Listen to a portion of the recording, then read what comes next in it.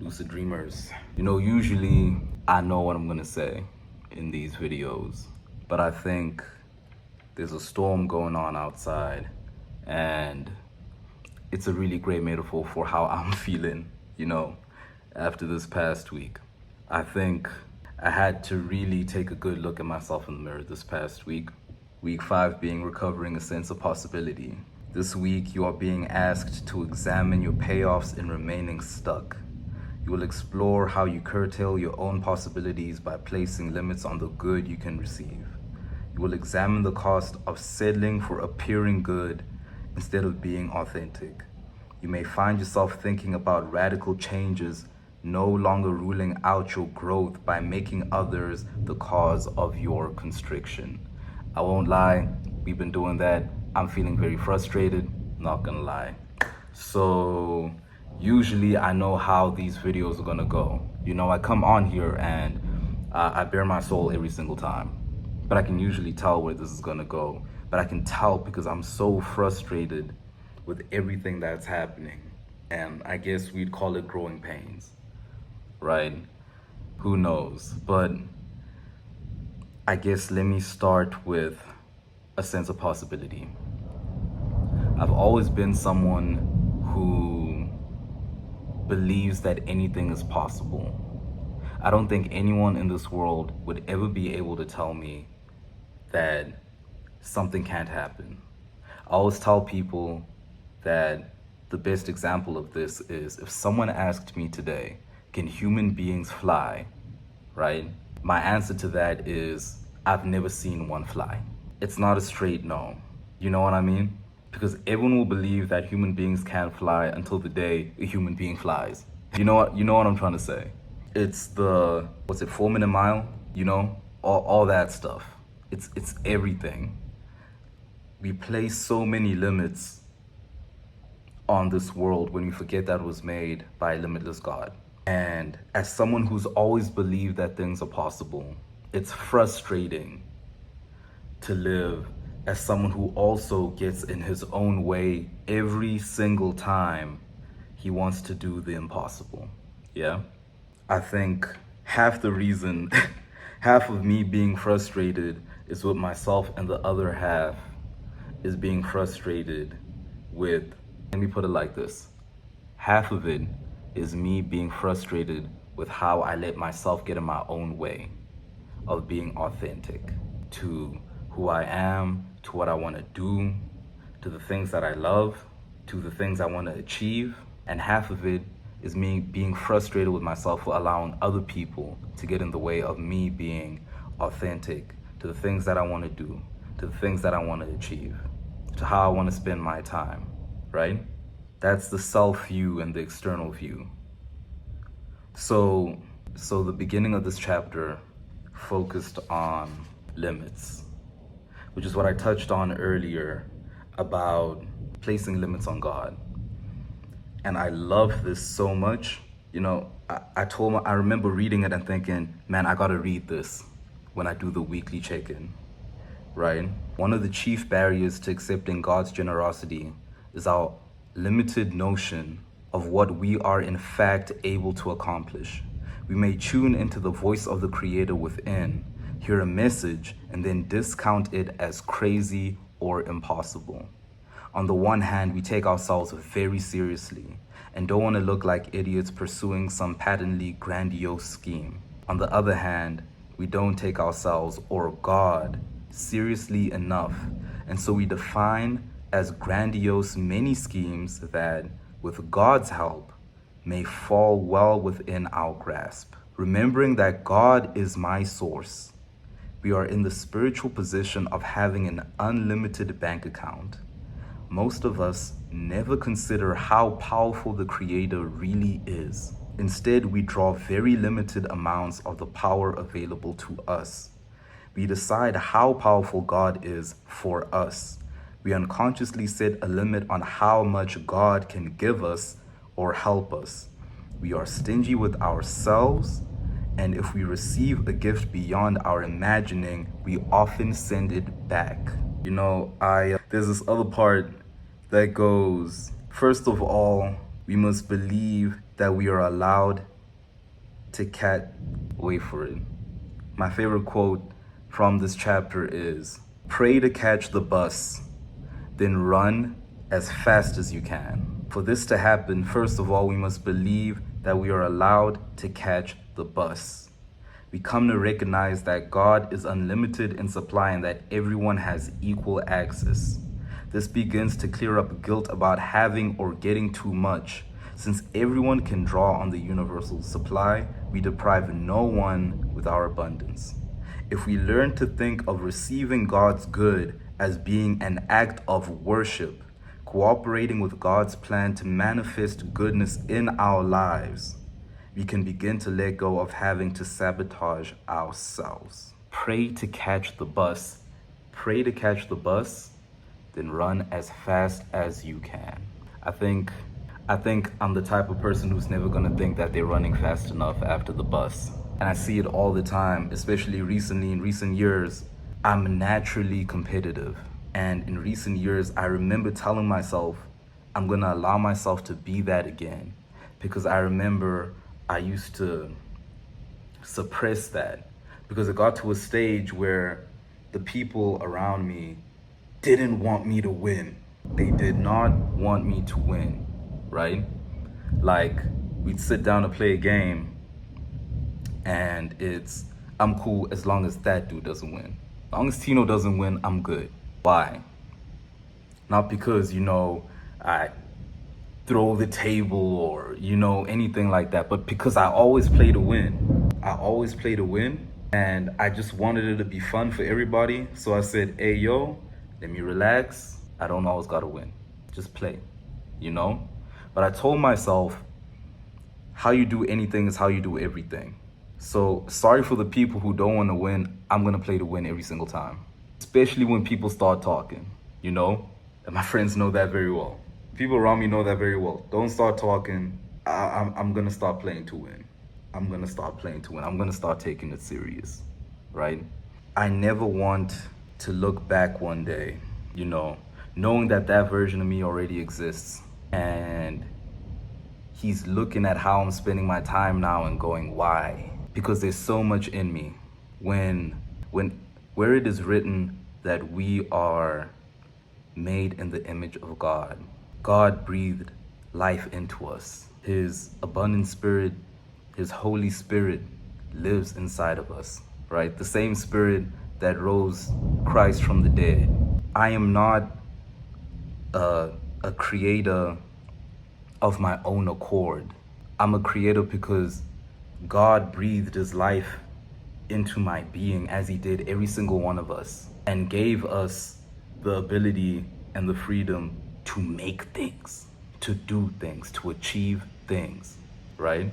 And there's a quote I saw earlier today as well, somewhere else, where it said, who God made you is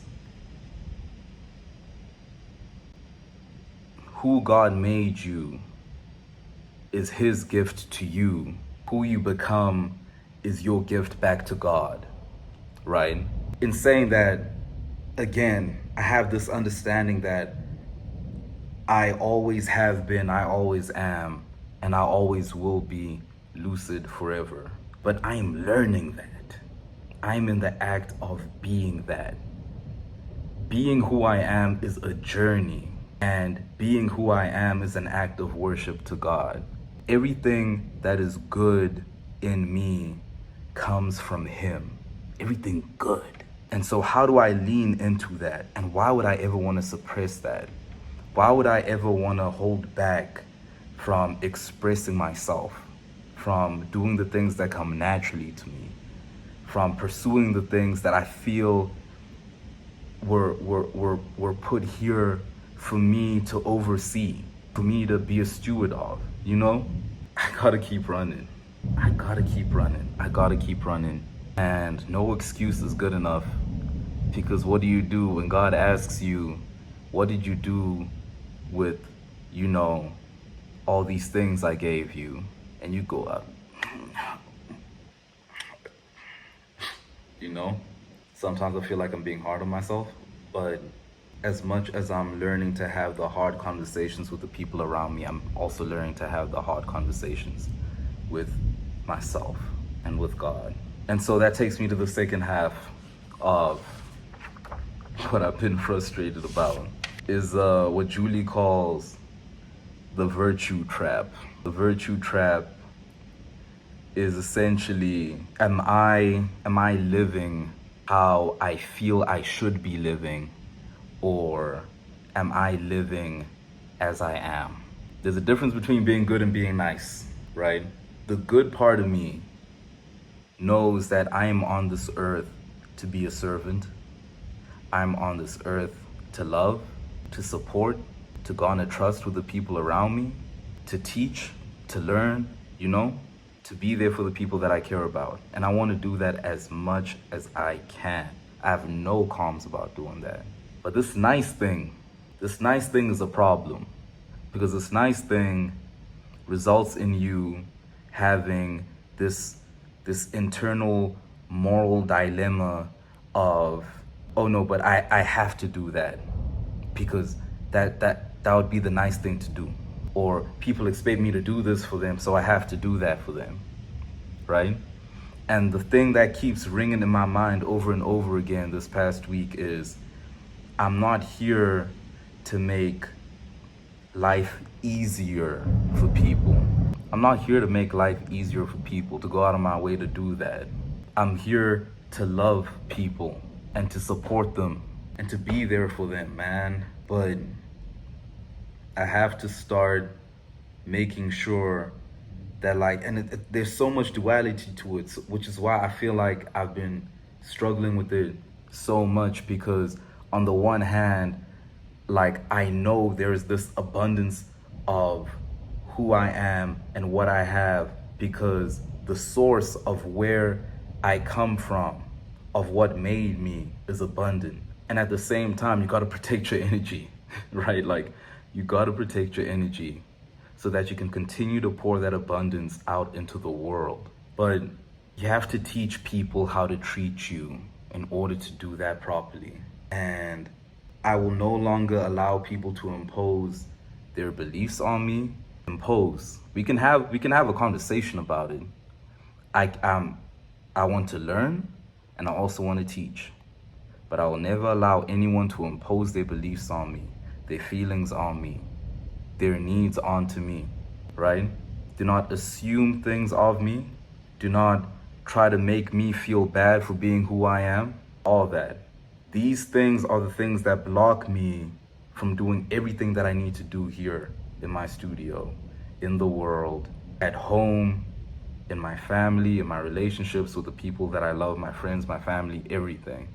I will not allow people to make me feel less than ever again. And it's a process. I didn't just wake up today and now that's just it, right? I understand that I'll be getting it wrong and right and wrong and right and right and wrong and right and right and right and right and right. And I'm looking forward to learning that lesson for the rest of my life. But the virtue trap isn't just what people impose onto me. It's the things that I feel like, man, I would really love to do this, but like, that's not for me.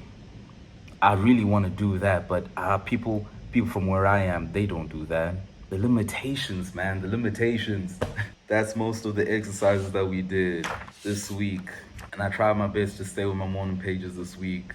The one day I skipped, I drew, I sketched. I used to love sketching so much. I used to sketch like every single day of my life. So I sketched as my morning pages the one time. But man, we had to go through forbidden joys. We had to list things, wishes that we want, and, come face to face. What is my favorite creative block? What is the thing that when I know I should be creating, I go, you know what? Let me do that instead. Everyone has one. What's your favorite distraction? Recognize it. Accept that thing has authority over your time, right? Because you choose that over what you should be doing. And I had to come face to face with that and stare it in the face. And it's scary. It's scary when you think about, wow, I'm complaining about not having enough time, but instead of doing this thing that I should be doing, I choose to do that instead. and you can make every excuse in the world. And mine right now is rest, because I really feel like I'm not resting. And it's frustrating because how do I feel so tired when I'm not even doing the things that I feel like I should be doing, right? I'm doing a lot of things that I should be doing, but not everything. And so I'm still grappling with this thing where I feel bad for resting, but I know I should be. So I take the time to do this, but I'm being pulled in different directions, but I'm working on it. I'm working on it. I can tell, it's a roller coaster. Some days are better than others, but yeah, we'll get there. But yeah, again, there's a storm. There's a storm inside. At the same time, I'm not angry, I'm not shamed or feeling bad. I'm so grateful still. I'm so hopeful still, There's a lot of good in this. Again, it's growing pains. So, we're gonna have to see what the next week brings, but next week being week 6, after this, that's the midway point. Recovering a sense of abundance crazy. This week you tackle a major creative block, money. You are asked to really look at your own ideas around God, money, and creative abundance. The essays will explore the ways in which your attitudes limit abundance and luxury in your current life. You will be introduced to counting, a blockbusting tool for clarity and right use of funds. This week may feel volatile. Oh, well, there you go. Any more volatile than this, and I don't know. But okay. Money was the theme of a meeting I went to yesterday. And I can tell that life is meshing into each other. Different parts of my life are speaking to each other a lot. And I guess that is how everything just does this, to bring to fruition what I'm supposed to get out of the experience of this season of my life. And so week 6, let's go. As always, looking forward to it. But yeah, until then, peace.